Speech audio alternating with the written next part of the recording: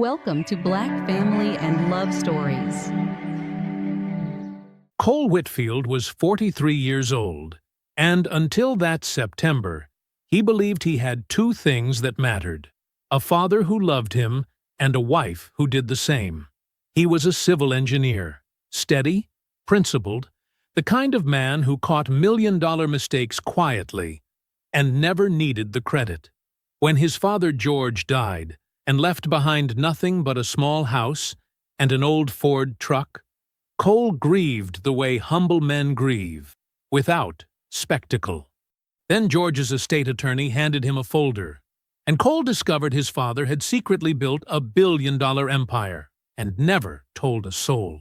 3 days later, someone ran a red light and hit his truck at full speed.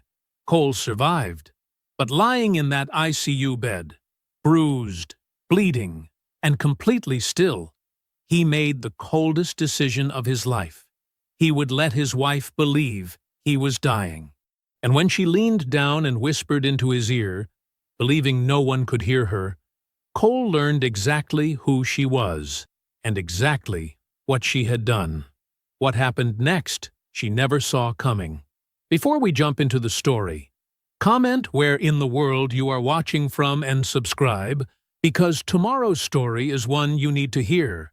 The September heat pressed down on the mourners like a heavy blanket, making Cole's dark suit feel even more confining than it had that morning. He stood at the edge of his father's grave, watching as people began to drift away from the service. The sound of their footsteps on the dry grass seemed unnaturally loud in the heavy afternoon air. George Whitfield's grave was simple, just like the man himself had been. No elaborate headstone, no fancy engravings, just clean, precise lettering on Georgia granite. Cole could almost hear his father's voice. "What's the point in making a fuss about it?" He felt Nadia shift beside him, her black dress rustling. Without looking, he knew she was checking her phone again. She'd been doing it throughout the service, quick, furtive glances when she thought no one was watching. 2 days ago, she'd asked about George's will for the second time, her voice carefully casual. "I just want to make sure everything's taken care of," she'd said, arranging her face into an expression of wifely concern. "You know how these things can get complicated." Cole remembered nodding, telling her what he believed was true, that there probably wasn't much beyond the house and whatever savings his father had managed to put aside. George had lived simply. 5 work shirts he rotated with military precision. The old Ford pickup he refused to replace, even when the transmission started giving him trouble. Sunday calls to Cole, always at 7 p.m., never missing once in 20 years. The remaining mourners were clustered in small groups now. Miss Ora, who had found George, stood with Aunt Paulette near the cemetery gate. They kept glancing in Cole's direction, their faces heavy with concern. A few of George's neighbors talked quietly among themselves, sharing stories about the man who would show up unasked to fix their porches, their fences, their loose shingles. A man Cole didn't recognize approached through the thinning crowd. His dark suit was expensive but understated, his manner professionally somber. "Mr. Whitfield?" The man extended his hand. "Preston Ware. I was your father's estate attorney." Cole shook his hand automatically, noting the firm grip, the direct gaze. Estate attorney. The words seemed incongruous with everything he knew about his father. "I'd like you to call my office at your earliest convenience regarding your father's estate." Ware produced a business card, cream-colored and understated like his suit. "There are matters we need to discuss." Cole took the card, its weight somehow significant in his fingers. Before he could respond, Nadia stepped forward, a manila envelope in her perfectly manicured hands. "Cole." Her voice was steady, practiced. "I'm sorry. I've been sitting on this for a while. I didn't want to do this today, but my attorney said waiting any longer creates complications." The envelope felt heavy, despite containing only a few sheets of paper. Divorce papers, filed, signed, dated. The letters seemed to swim before his eyes for a moment, before snapping into sharp focus. He looked at his wife. 8 years of marriage condensed into this single moment. She met his gaze without flinching, which somehow made it worse. There was no guilt there, no hesitation, just calm calculation. Cole slipped both items, the business card and the divorce papers, into his jacket pocket. The fabric felt too thin to contain the weight of what they represented. He turned back to his father's grave, aware of a vast shape forming in his mind, something huge and dark, whose edges he couldn't quite make out yet. The drive home was silent. Cole kept his eyes on the road, his hands steady on the wheel. Nadia sat beside him, perfectly composed, as if she hadn't just detonated their marriage at his father's funeral. He maintained basic courtesy, held the door when they arrived home, asked if she wanted coffee, responded appropriately to her careful attempts at conversation. Later, lying in the spare room he'd quietly moved into 2 weeks ago when George died, Cole stared at the ceiling. The business card and the envelope lay on the nightstand, their presence like a pulse in the dark room. One decision crystallized in his mind with the clarity of his father's Sunday phone calls. Before he did anything else, before he even looked at those divorce papers, he would meet with Preston Ware alone. The morning sun cast long shadows across the driveway as Cole backed his car out. He'd told Nadia he needed to handle some administrative paperwork for his father's estate, a simple truth that revealed nothing of his actual destination. She'd nodded, barely looking up from her coffee, already absorbed in her phone. Downtown Macon was quiet this early. Cole found Preston Ware's office easily. A well-maintained brick building with discreet signage, the kind of place that spoke of old money and quiet influence. The receptionist led him to a conference room where fresh coffee and water waited on a polished table. Preston Ware entered precisely on time, carrying a leather portfolio and the same composed demeanor he'd shown at the funeral. He sat across from Cole and placed his hands flat on the table. "Before we begin," Ware said, "I want you to understand that what I'm about to share may be overwhelming. We'll take it at whatever pace you need." Cole nodded, noting the careful choice of words. "I appreciate that. Your father's estate," Ware began, opening the portfolio, "is valued at $1.2 billion. Cole's coffee cup stopped halfway to his mouth. He set it down slowly, the gentle click against the table abnormally loud in the sudden silence. "I'm going to say that again," Ware continued, his voice steady. $1.2 billion. Cole found himself studying the grain of the conference table, tracing its patterns while his mind attempted to process the number. "How?" The word came out, barely above a whisper. "Over 40 years, your father assembled an extraordinary portfolio." Ware began laying out documents. Commercial real estate across 3 states, Georgia, Alabama, Mississippi, agricultural land bought during downturns, private equity positions in regional companies, all of it structured through a network of LLCs that kept his name out of public records. Cole looked at the documents, property deeds, corporate filings, bank statements. The numbers were real, concrete. His father's quiet empire laid bare in black and white. "Why didn't he ever—" Cole's voice trailed off. "Tell you?" Ware smiled slightly. "George once told me, I've seen what money does to families when they know it's coming. My son is going to earn his life, and then he's going to inherit a foundation." Something tightened in Cole's chest at those words. His father's voice, his father's wisdom, even now reaching across the void. "There's something else you need to know." Ware pulled out another document. "The will is explicit.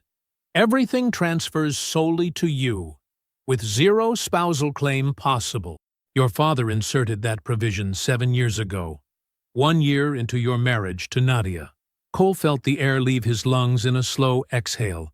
7 years ago. His father had seen something even then, had taken steps to protect against it. "Did my father trust my wife, Mr. Ware?" Preston Ware was quiet for a long moment. Then he reached into his portfolio one final time and withdrew a sealed envelope. "Your father asked me to hold this for you." He said you'd know when the right time was to open it. Cole took the envelope, his father's handwriting on the front. Cole.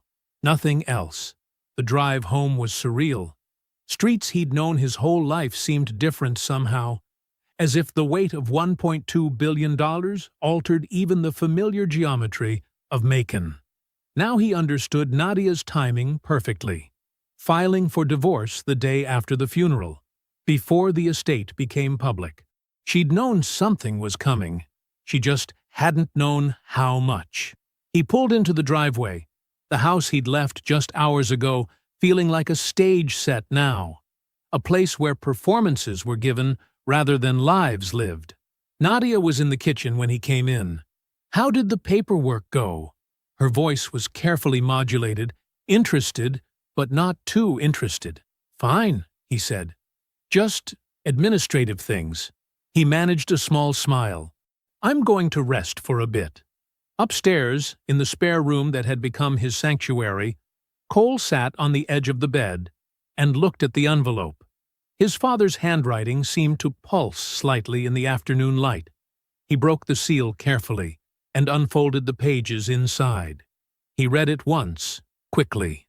Then again, slower. By the third reading, his hands were completely steady, though everything else in the world had shifted on its axis.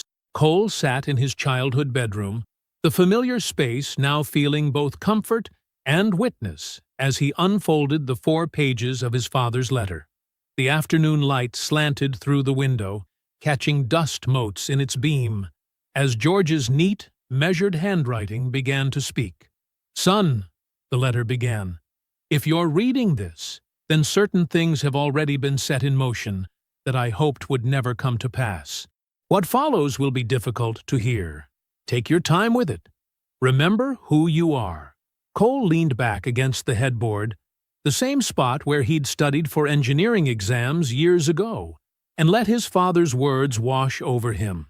George explained how, 18 months earlier, he'd noticed something that didn't sit right.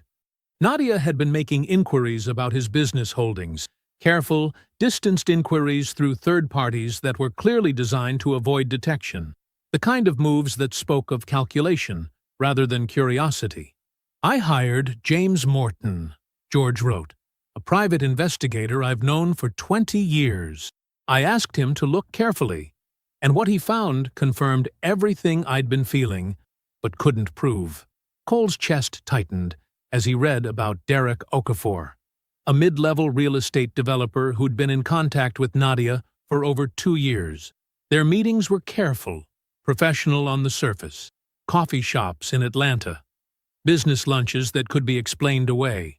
But the pattern was clear to anyone who knew what to look for. Derek Okafor has done this before, George's steady handwriting continued. He identifies wealthy targets, cultivates relationships with family members, usually spouses, positions himself to benefit from whatever financial disruption follows. In Charlotte, 5 years ago, he did the same thing to a woman named Beverly Okafor. Cole sat up straighter, reading the next part twice to make sure he understood it correctly. Beverly Okafor is still legally his wife, George wrote. He never formally divorced her. He simply moved on when the operation was complete, leaving her financially devastated.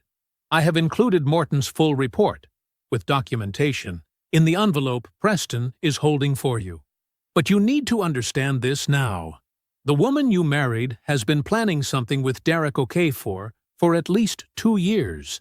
The only reason they haven't moved yet is because they don't know the full scope of what's available to move on. The letter continued with quiet precision, laying out dates, meetings, patterns of behavior that George had documented. Then the tone shifted, became more personal. I tried to protect you by not telling you this sooner, George wrote. I believed that telling you would hurt you in a way you weren't ready for. I may have been wrong about that, but I am not wrong about this. That woman does not love you. She loves what she believes you are worth, and she does not yet know what you are actually worth, which means you still have time. Cole read the final paragraphs twice more, his father's voice so clear he could almost hear it in the quiet room. You are more than they believe you to be, more than I perhaps showed you. Build what is yours and let nothing diminish it. Not grief, not betrayal, and not the smallness of people who could not see you clearly. With hands that had grown steadier with each reading, Cole folded the letter carefully and placed it in his jacket pocket. He stood for a moment, looking at himself in the mirror above his old dresser. His face showed nothing of what he'd just absorbed. Good. He went downstairs to find Nadia preparing dinner. A normal evening ritual that now felt like watching a play he'd seen too many times to believe anymore. He helped set the table, made appropriate small talk about his day, watched her perform the role of concerned wife with the same precision she'd always shown. When she went to check on something in the kitchen, Cole took out his phone and called Aunt Paulette. His father's sister answered on the second ring. "Cole, are you all right? I need to see you tomorrow morning," he said quietly. "It's important." There was a slight pause, then, "Come at 9. I'll make coffee." "Thank you." He ended the call just as Nadia returned with the serving dish. Looking across the table at her now, Cole felt the last 8 years of marriage dissolve like smoke. All the moments he'd believed were real, all the times he'd defended their connection to others who'd seen what he hadn't. In their place settled something colder, cleaner, and infinitely more useful. Absolute clarity about what needed to be done. He passed her the salad bowl and smiled politely when she thanked him. Tomorrow would begin something new. Tonight was for observation, for noting every detail of her performance, now that he finally recognized it for what it was. The morning sun cast long shadows across the cracked pavement of Miller's Diner, a faded establishment just outside Macon, where truckers and early risers found refuge in bitter coffee and heavy breakfast plates. Cole chose it deliberately. Neutral ground, away from familiar eyes. Aunt Paulette was already there when he arrived, seated in a corner booth with 2 steaming mugs waiting. She stood to hug him, her embrace carrying the weight of everything they hadn't yet said. "You read the letter." "Not a question." Cole nodded, sliding into the booth across from her. "I need to hear everything you know." Paulette wrapped her hands around her coffee mug, her rings catching the morning light. "George told me about the investigator 18 months ago. He needed someone to know, to verify he wasn't seeing things that weren't there. I watched that woman at family dinners for 2 years, Cole. Watched her ask careful questions about George's business interests, about his health, about his plans." She reached into her bag and pulled out a thin folder. "These are copies of some of Morton's reports. George gave them to me for safekeeping. The meetings with Derek Okafor, always just professional enough to explain away. The pattern of inquiries through third parties about George's holdings, the way she started paying attention to his medication schedule last year." Cole felt something cold settle in his chest. "His medication?" Paulette's face tightened. 6 weeks before George died, Morton reported overhearing a conversation between Nadia and Derek at a coffee shop in Atlanta. They were discussing George's age, his declining health, specifically the heart medication he'd started taking. The tone was, she paused, choosing her words carefully, clinical, like people discussing a timeline. Neither of them said the word aloud. They didn't need to. Cole drove home alone, his father's old Ford eating up the miles as his mind processed everything Paulette had shared. The morning light had turned harsh, the kind of glare that makes you squint even behind sunglasses. He was 20 minutes from home when it happened. The black SUV ran the red light at the county intersection, moving fast, too fast for reaction time. Cole saw it in the fraction of a second before impact. Dark paint, tinted windows, aimed directly at his driver's side door. The crash was deafening. Metal screamed against metal. Glass exploded inward. The world spun in a kaleidoscope of light and shadow before everything went black. He regained consciousness to the rhythm of ambulance sirens and the efficient voices of EMTs. Pain radiated from his ribs. Something warm trickled down his face from above his left eye, but he was alive, somehow, impossibly alive. Later, he would learn why. George had reinforced the Ford's door panels years ago, a quiet modification that saved his son's life. Even in death, his father's foresight was still protecting him.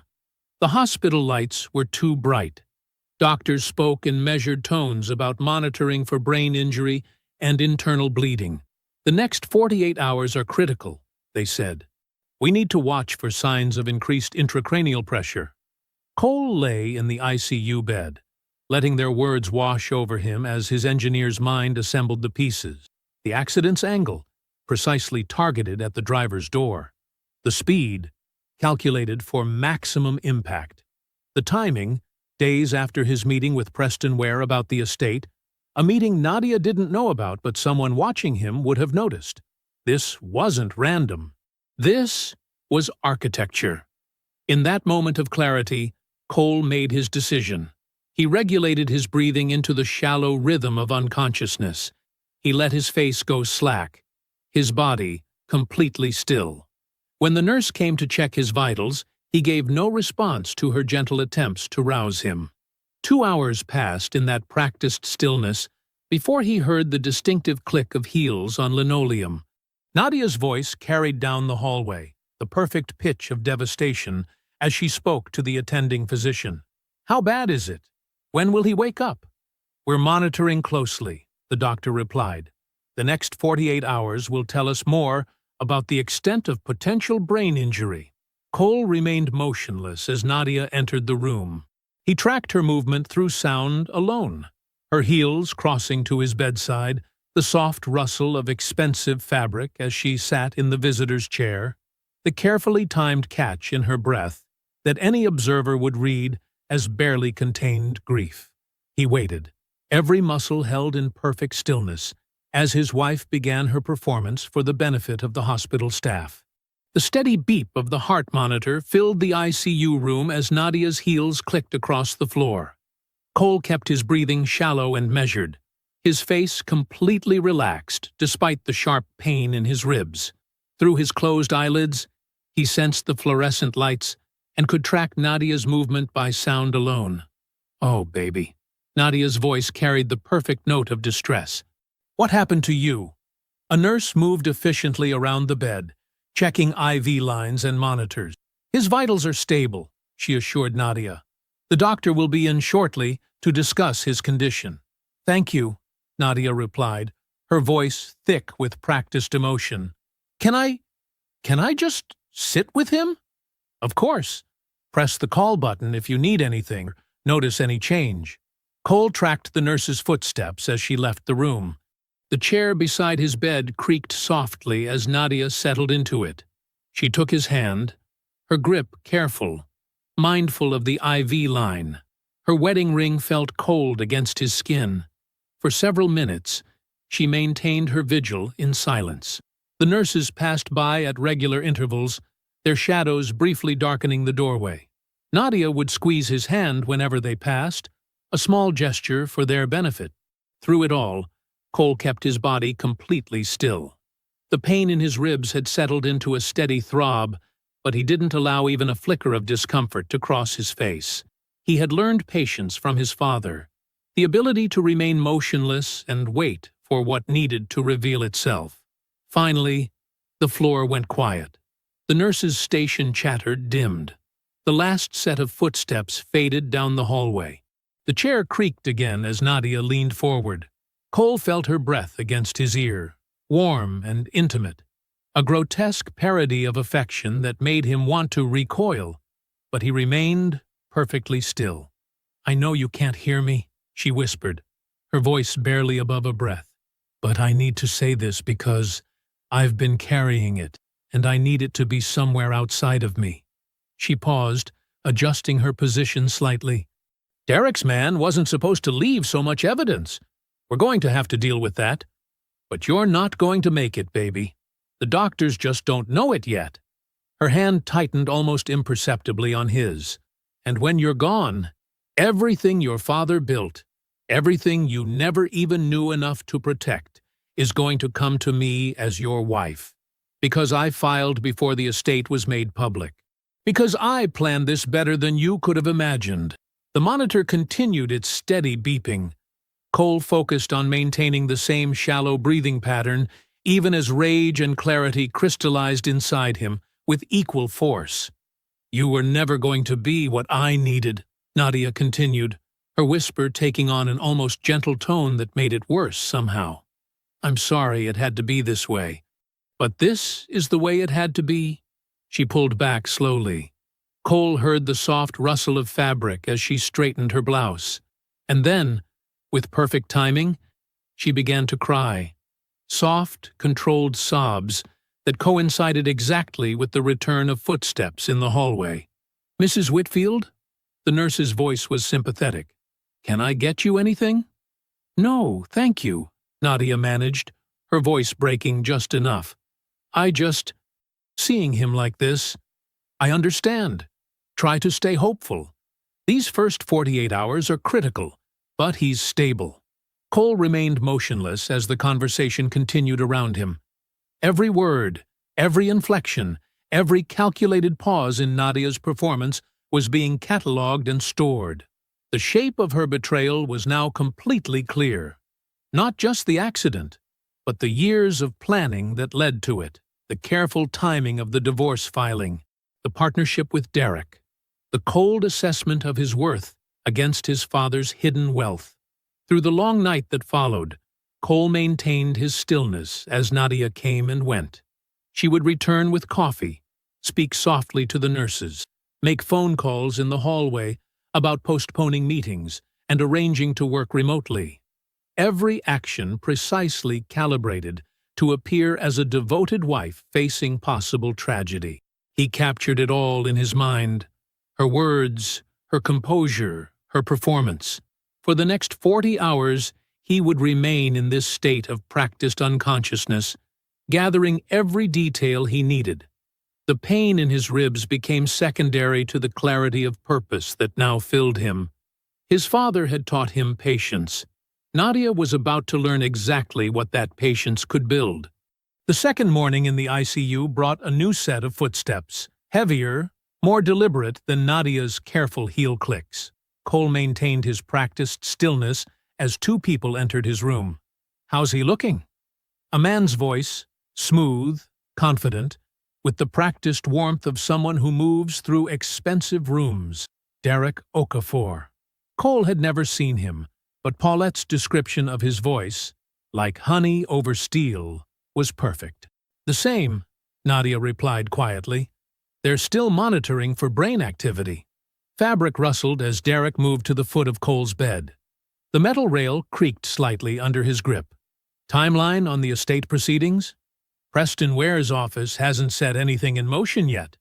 They're waiting to assess Cole's condition before determining next steps." Nadia's voice was stripped of its earlier performance, businesslike, direct. "Good. That gives us room. The Florida account is structured exactly how we discussed. Once his legal status is formally assessed, everything moves through the channels we established." Derek spoke with the calm authority of someone reviewing a routine business plan. "The driver's being handled. My contact confirmed he's across state lines, and the vehicle's been properly disposed of. And the accident report? Clean. Local jurisdiction. Overworked department. They'll process it as a standard traffic violation, especially given the location." A pause. "You're sure about the will?" "I saw the envelope Preston gave him at the funeral. Cole never had time to review anything before." Nadia's voice trailed off. "The filing date on the divorce papers establishes my position clearly. Once he's declared—" "Let's focus on immediate priorities," Derek cut in smoothly. "I'll have Marcus run the account verification tomorrow. Keep everything moving exactly as planned." Their voices dropped lower, discussing technical details about wire transfers and LLC structures. Cole memorized every name, every reference, every fragment of information they let slip. Derek's confidence was the particular arrogance of someone who had never faced real consequences, who mistook the absence of resistance for the absence of danger. They left after 20 minutes. Cole remained motionless through the rest of the day, through the night, through the steady rhythm of nurse checks and vital sign monitoring. On the morning of the second day, he opened his eyes.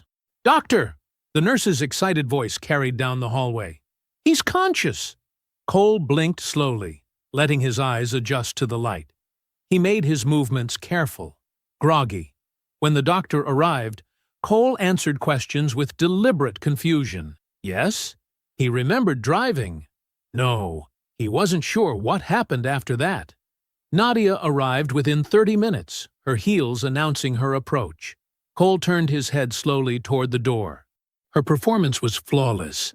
The catch in her breath, the trembling step forward, the perfectly timed tears. "Cole!" Her voice shook. "Baby, can you hear me?" He reached for her hand, letting his movements be unsteady. "Nadia." She broke down, pressing his hand to her face. Cole maintained his own performance with equal precision. The grateful husband, overwhelmed with relief, focused only on recovery. He thanked the doctors earnestly. He asked simple questions about the accident.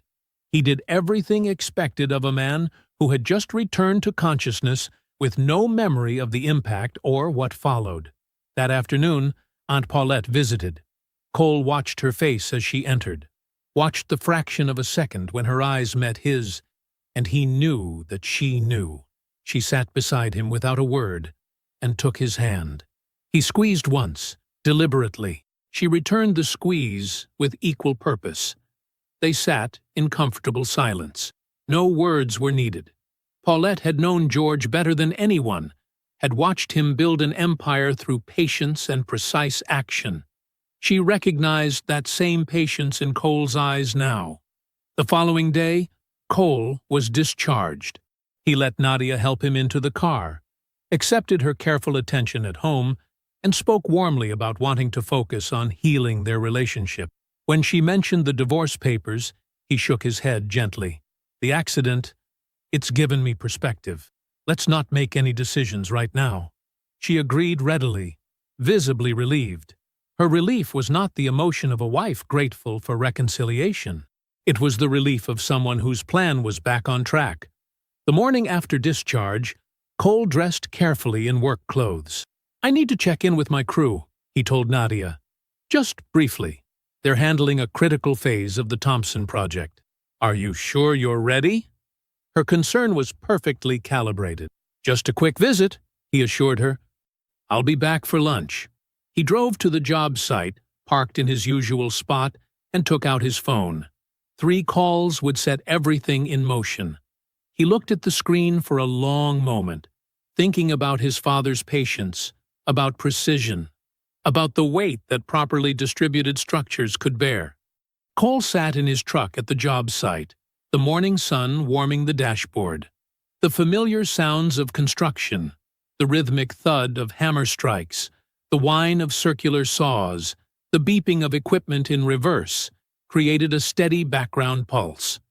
He looked at his phone for a long moment, organizing his thoughts with the same precision he applied to load-bearing calculations. The first call was to Terence Hill. They hadn't spoken in months, but that was their friendship. Time didn't dilute its substance. Terence answered on the second ring. "Cole? Everything okay?" "No," Cole said quietly. "I need your help, Terence, and I need you to hear everything before you respond." For the next 12 minutes, Cole laid out the sequence of events with careful detail. George's death, the hidden wealth, Nadia's divorce filing, the accident, and everything he had heard in the hospital room. He described the Florida LLC Derek had mentioned, the references to accounts and transfers. His voice remained steady, controlled. When he finished, Terence was silent for several beats.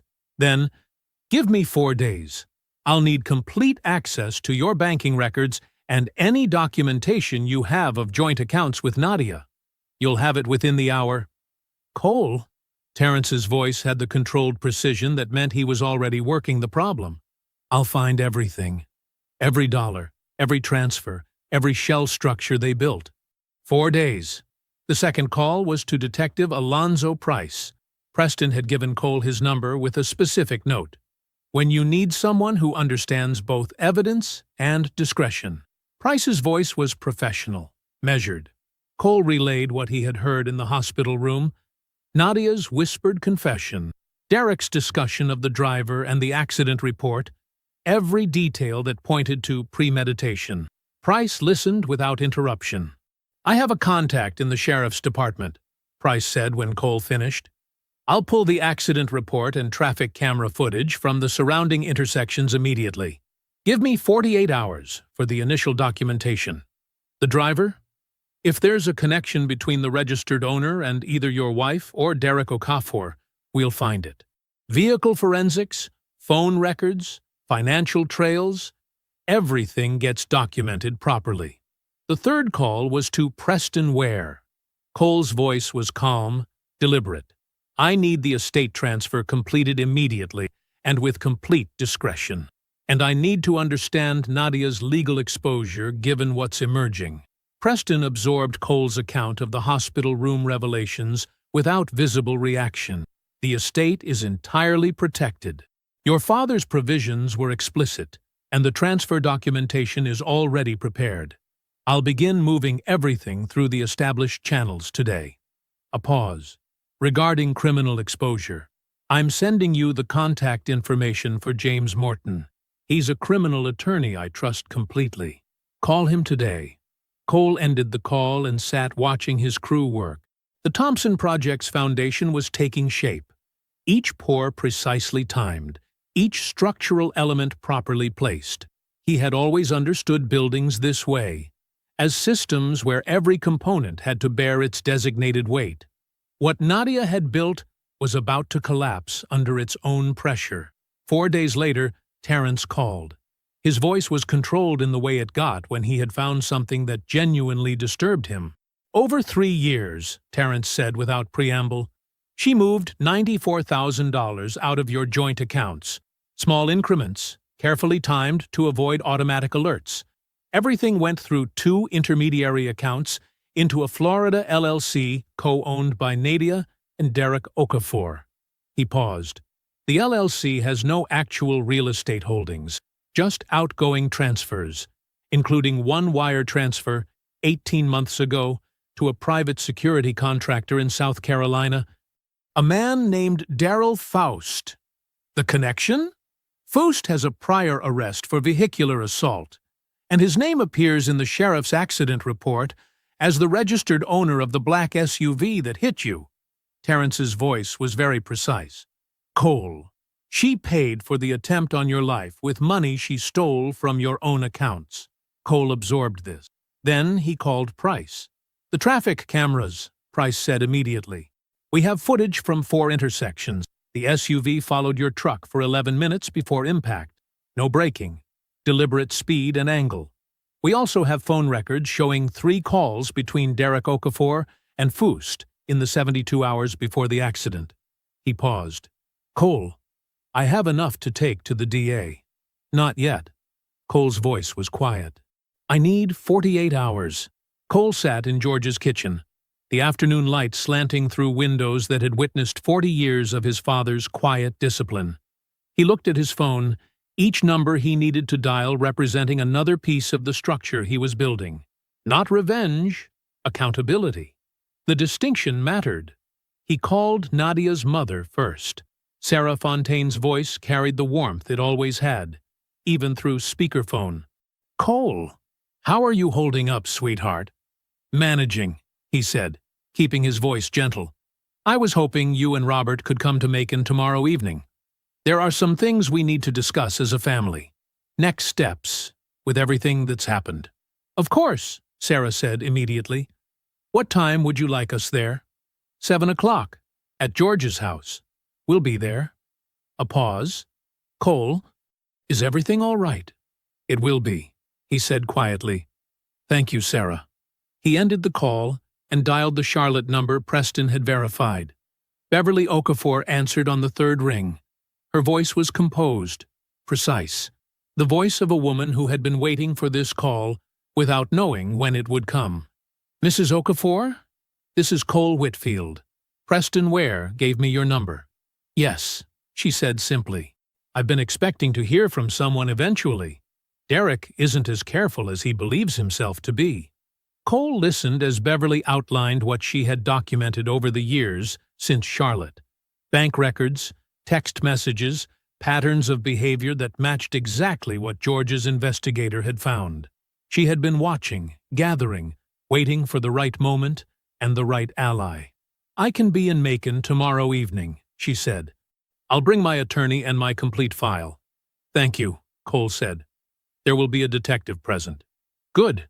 Beverly's voice carried the particular weight of someone who had held something heavy for a very long time. "It's time." Cole called Preston next, confirming what he already knew. The estate transfer had completed 6 days ago. Every account, every property, every holding was now legally and irrevocably his. Nadia's divorce filing, coming before the estate became public, had seemed clever to her. Combined with evidence of criminal conspiracy, it had become another nail in the legal coffin she was building for herself. The criminal attorney, James Morton, was equally clear. The divorce filing actually works against her position. She filed before knowing about the estate, which means she can't claim she was seeking her fair share of marital assets. And the conspiracy evidence makes any attempt to assert spousal rights fundamentally non-viable. Cole absorbed this, then made his final call of the afternoon. Nadia answered immediately. "Hey," he said, letting warmth enter his voice. "I was thinking, would you come to dinner at Dad's house tomorrow? Around 7? Being there? It helps me process everything." "Of course," Nadia said, her voice carrying the careful concern she had been performing since his discharge. "Whatever you need. Do you want me to bring anything?" "Just you," Cole said quietly. "Thank you." He ended the call and sat in the deepening afternoon light. Nadia would arrive tomorrow believing the estate was still in motion, believing she needed to keep him calm and cooperative just a little longer, believing she had planned for every contingency except the one sitting in this kitchen. She did not know her parents were already on their way to Macon. She did not know Beverly Okafor was boarding a flight from Charlotte with a file containing 3 years of documented pattern. She did not know Detective Price would be on the porch with a case built strong enough to withstand any attorney's attempts to dismantle it. She did not know that Cole had spent 40 hours in a hospital bed building the most precise thing he had ever engineered: consequences. Cole stood and walked to the counter where he had placed the folder containing everything: bank records, traffic camera stills, phone logs, wire transfer documentation. He straightened it carefully, precisely, the way his father had straightened his work shirts every Sunday evening. Then he went upstairs to prepare the room where truth would finally have its moment. The next evening, at 6:55, Cole heard Nadia's car in the driveway. He straightened his jacket, checked that Sarah and Robert were seated comfortably in the living room, and walked to the front door. When he opened it, Nadia smiled, the same smile she had given him for 8 years. He stepped aside to let her enter. Nadia stepped into George's house with the practiced grace she had perfected over 8 years of marriage. Her heels clicked softly on the hardwood floor, the same floor George had swept every Sunday morning before his weekly call to Cole. She registered her parents' presence in the living room with only the slightest hesitation in her stride. A fracture of composure so brief most people would have missed it. But Cole noticed. He had spent 8 years watching her perform, though he hadn't known it was a performance until now. "Mom? Daddy?" Nadia's voice carried warmth and surprise in perfect measure. She moved to embrace her mother, the gesture fluid and natural. "I didn't expect you both here." Sarah Fontaine stood to receive her daughter's hug, her own movements slightly stiffer.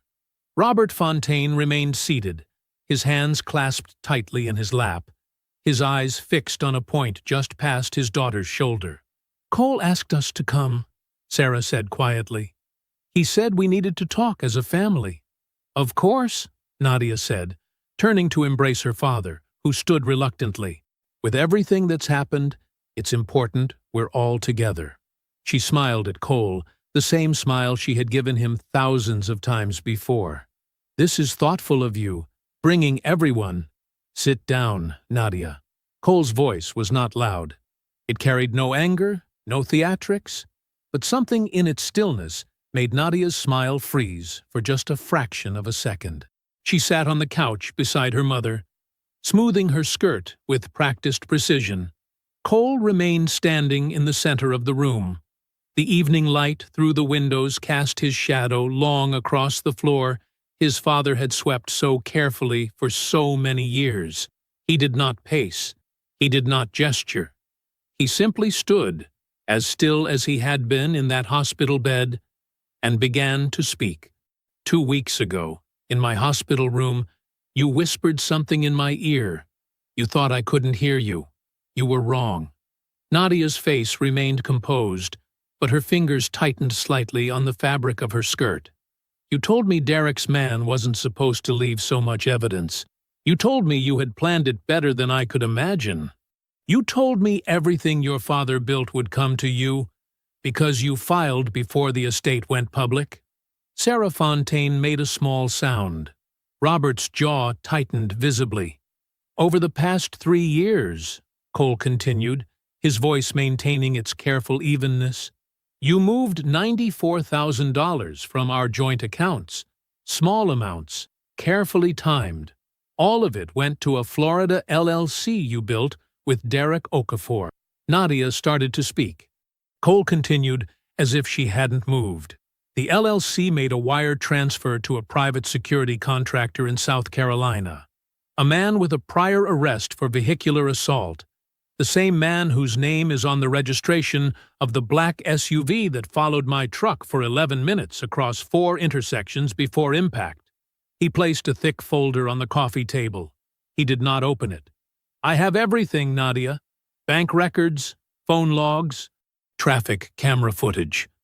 The 22-minute call between Derek and the contractor the night before the accident.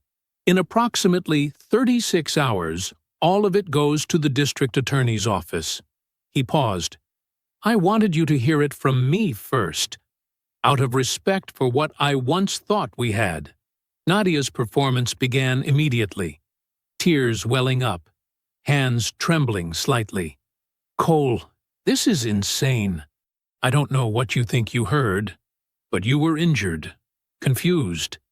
And Derek, he's just a business associate. You've always been so distant, so unavailable emotionally.